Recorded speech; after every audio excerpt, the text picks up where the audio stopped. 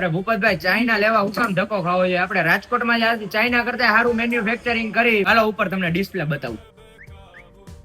मुकेशभाई 4 जैसी गाड़ी पहुंचाड़वानी कीधी थी हजी आई नहीं तो भाई तेरी बीबी को बोल देना आज रात को मैं घरे मोड़ा आऊंगा. रसीलाबेन તમે ઉપર એને ડિસ્પ્લે માં બધે ફોટા મારી દો જાવ. ખાલી ફિનિશિંગ ને સિલાઈ જોવો ને તો તમને આઈડિયા આવી જશે કે આપણું કામ કેટલું પ્રીમિયમ છે. તમે ડ્રોઈંગ માં 22 ઇંચ ની સીટ આપી એ 24 ઇંચ કા 26 ઇંચ કરવી પડશે તો જ એને આમ સીટિંગ માં મજા આવશે.